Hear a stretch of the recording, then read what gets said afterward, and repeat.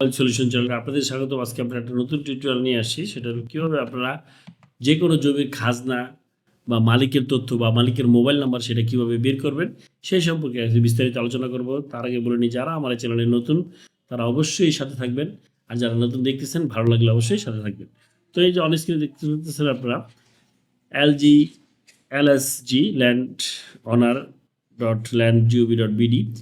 তো এই লিঙ্কটা আমার ভিডিও ডিসক্রিপশন লিঙ্কে দেওয়া আছে, ওখান থেকে আপনারা ব্রাউজার করতে পারেন, যে কোনো ব্রাউজারে যে লিখলে হবে। এটা এরকম ইন্টারফেস আসার পরে এখানে আপনারা দুইভাবে অ্যাকাউন্ট খুলতে পারবেন, মোবাইল নাম্বার দিয়ে এবং ইমেল অ্যাড্রেস দিয়ে। তার মোবাইল নাম্বার বেসিক্যালি সবার আছে, সেটা মোবাইল নাম্বার দিয়ে খুলুন। মোবাইল নাম্বারটা এখানে লিখবেন ইংলিশে, জিরো বাদ দিয়ে, বুঝতে পারছেন? এখানে যেহেতু জিরো আছে, জিরোটা লিখবেন না। এখানে পাসওয়ার্ড দিবেন হলো আপনি তিনটার সংমিশ্রণ। এখানে আমরা দিই পাসওয়ার্ড, কিছু রেস্ট্রিকশন দেওয়া আছে, এখানে এটা স্বচ্ছ হচ্ছে না। তো ইনস্ট্রাকশনটা আমি বলে দিই, সেটা হলো চার ধরনের বড় হাতের অক্ষর, ছোট হাতের অক্ষর, সিম্বল এবং সংখ্যার, এই চারটা সংমিশ্রণে কিন্তু আপনার পাসওয়ার্ড তৈরি করতে হবে। দেন তারপরে আপনি একটা পাসওয়ার্ড দেবেন, যেমন ধরেন আপনার নাম আপনি সুমন দিলেন, সুমনে এস বড় হাতের দিলেন, এস ছোট হাতের দিলেন, তারপরে @, দিলেন, তারপরে সংখ্যা দিলেন। এটা সংমিশ্রণ আপনি তৈরি করলেন। দেন তারপরে আপনার এই যে ক্যাপচারটা আছে, ক্যাপচারটা এখানে লিখে আপনি যখন করবেন, হ্যাঁ, আমরা এখন যদি রেজিস্টারে যাই, এই যে রেজিস্টারে গেলে এই যে এখানে আপনার নামটা লিখবেন ন্যাশনাল আইডি কার্ডে যেভাবে আছে। ও আরেকটা কথা ইম্পর্টেন্ট জিনিস, যেটা মোবাইল নাম্বারটা দিবেন সেই মোবাইল নাম্বারটা কিন্তু আপনার ন্যাশনাল আইডি কার্ড দিয়ে হতে হবে, তা না হলে কিন্তু আপনি ভবিষ্যতে সমস্যায় পড়ে যাবেন। এই জন্য যেই নাম্বারটা দিবেন সেটার জন্য আপনার এনআইডি কার্ড দিয়ে রেজিস্ট্রেশন করা থাকে।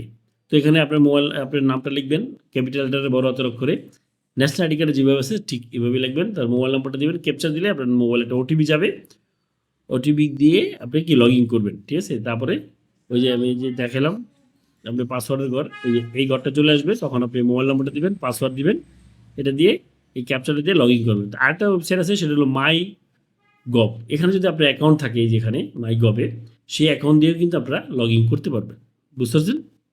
তো আমি যেহেতু দুটোই দেখাই দিলাম, এটাতে এখানে অ্যাকাউন্ট খোলার নিয়ম হলো এইভাবে, এই যে রেজিস্ট্রেশনে যাবেন, হ্যাঁ, আপনার ইংলিশের নাম্বার লাগে, মোবাইল নাম্বার, ওটিপি গেলে ওটিপি দিয়ে লগ ইন করতে পারবেন। তো আমি এখন যেহেতু ওইটাতে যাচ্ছি না, আপনাদের এখানে কীভাবে অ্যাকাউন্ট খুলতে হয় সেটা দেখিয়ে দিয়েছি।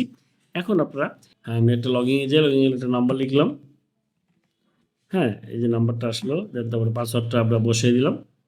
এইভাবে নাম্বারটা লিখবেন, এইভাবে পাসওয়ার্ড দিয়ে দেন তারপরে এখানে এই যে ক্যাপচারটা আছে, যে অক্ষরগুলো আছে বড় হাতে লিখবেন,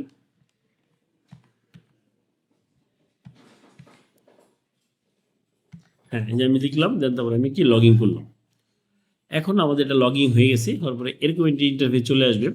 এখানে আসার পরে আমাদের এখানে যে 100% প্রোফাইল কমপ্লিট 100%, তো এটা আপনাদের থাকবে না, 20% থাকবে। এখানে লেখা থাকবে এনআইডি ভেরিফিকেশন, ঠিক আছে? তখন এনআইডি নাম্বার দিয়ে আপনারা ভেরিফিকেশন করে নেবেন, দেন তারপরে কিন্তু আপনার এই অ্যাকাউন্টটা সচল হবে বা কাজ করবে, তা না হলে কিন্তু আপনার এই অ্যাকাউন্টটা কাজ করবে না। তো এখন আমরা যেহেতু আজকের বিষয় আমাদের খাজনা, আমরা কীভাবে যে কোনো মালিকের তথ্য বের করবো, সেই জন্য আমরা চলে যাবো এলডি ট্যাক্সে আসার পরে আপনাকে এখানে প্রতিনিধি পেমেন্ট আছে, এই যে প্রতিনিধি পেমেন্টে চলে যাবেন। দেন তারপরে মনে করেন একটা জায়গা, সেটা আমরা বের করবো, তাহলে আমরা দিলাম ঢাকা, এখানে দিলাম ঢাকা, ঠিক আছে? এখানে দিলাম মনে করেন আমাদের একটা উপজেলা দিলেন, আপনার যে মৌজার দরকার, আপনার যেই মৌজার মালিকের তথ্য বের করতে চাচ্ছেন সেই মৌজার নাম লিখবেন, আমরা একটা মৌজা দিলাম। দেন তারপরে খতিয়ান নাম্বার লিখলাম,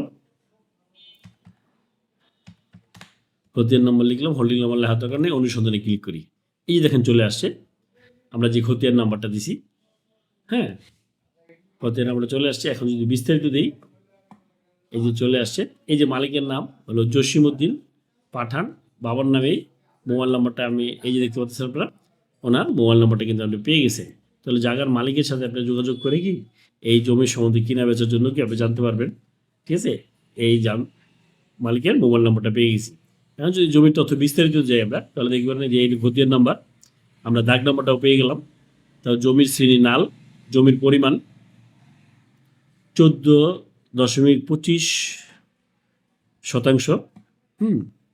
তো এখন আমরা এই জমিটার শ্রেণী জানতে পারলাম, দাগ নম্বর জানতে পারলাম, খতিয়ান নম্বর তো আমরা জানি, এবং হোল্ডিং নাম্বারটা কি আমরা জেনে গেলাম। এই যে হোল্ডিং নাম্বারটা নামজারির ক্ষেত্রে অনেক খাজনা অ্যাড করার জন্য লাগে, তো এটা আমরা পেয়ে গেলাম। এখন আমরা জমির ভূমি উন্নয়ন কর জানতে চাই, তাহলে ভূমি উন্নয়ন করও আমরা এখান থেকে বের করতে পারবো, যে ক্যালকুলেটারে বুঝতে পারছেন? ক্যালকুলেটরে আপনি ভূমি উন্নয়ন কর ফলাফল দেখতে পাবেন। তো এখন আপনার যেহেতু এনার খাতা দেওয়া আছে 100%, সেজন্য আমরা খাতা দেখতে পারতেছি না কত দেওয়া আছে।